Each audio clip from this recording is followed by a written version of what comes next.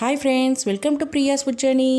நம்ம சேனல் இது வரைக்கும் சப்ஸ்கிரைப் பண்ணலைன்னா சப்ஸ்கிரைப் பண்ணிக்கோங்க ஃப்ரெண்ட்ஸ். அதுக்கு பக்கத்தில் இருக்கிற பெல் பட்டனையும் அழுத்திக்கோங்க. அப்போ தான் நான் எப்போல்லாம் வீடியோ போடணும் உங்களுக்கு நோட்டிஃபிகேஷன் வரும். வாங்க ஃப்ரெண்ட்ஸ், நம்ம இன்றைக்கி ஸ்பைசியான கிறிஸ்பி பொட்டேட்டோ எப்படி பண்ணுறதுன்னு பார்க்கலாம். ஒரு பாத்திரத்தில் சுடு தண்ணி வச்சுருக்கேன். அதில் உப்பு கொஞ்சம் போட்டுட்டு பொட்டேட்டோ வந்து ஃப்ரெஞ்ச் ஃப்ரைஸ் கட் பண்ணுவோம் இல்லைங்களா, அந்த மாதிரி நீளமாக கட் பண்ணிக்கலாம். இது நல்லா கலந்து விட்டுக்கலாம். ஒரு கரண்டி வச்சு இது நல்லா பாயில் ஆகட்டும். ஃபுல்லாக பாயில் ஆகக்கூடாது, ஆஃப் குக் ஆனால் போதும். பொட்டேட்டோ ஃபுல்லாக குக் ஆனால் நல்லா இருக்காது, உடஞ்சி போயிடும். அதனால் பாதி குக் ஆனால் போதும். இந்த மாதிரி ஒரு கரண்டி எடுத்துகிட்டு ஒரு ஸ்பூனை வச்சு இப்படி கட் பண்ணி பார்ப்போம். பாதி குக் ஆயிடுச்சு. இப்போ நம்ம இதை வடிகட்டிட்டு ஒரு பாத்திரத்தில் தனியாக எடுத்து வச்சுக்கலாம். தண்ணி சுத்தமாக இருக்கக்கூடாது.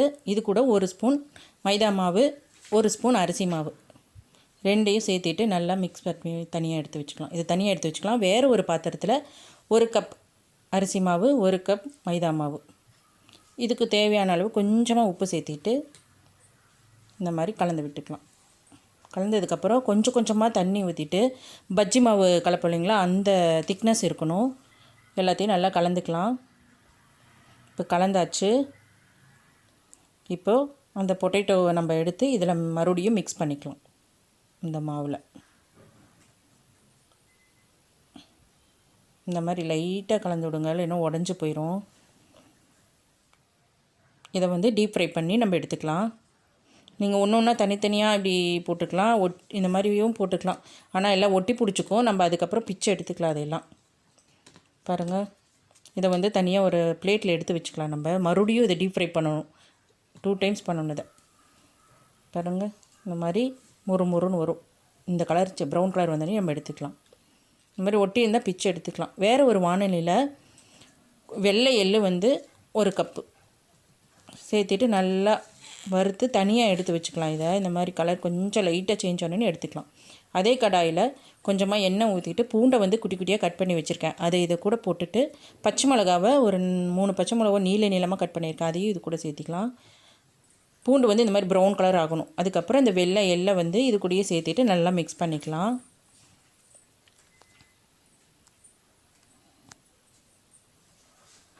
நல்லா கலந்து விட்டதுக்கப்புறம் ஒரு பெரிய வெங்காயத்தை நீளமாக கட் பண்ணியிருக்கேன்.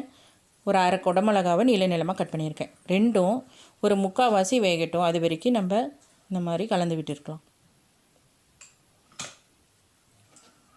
பாருங்கள், இந்த மாதிரி 3/4 வெந்துருச்சு.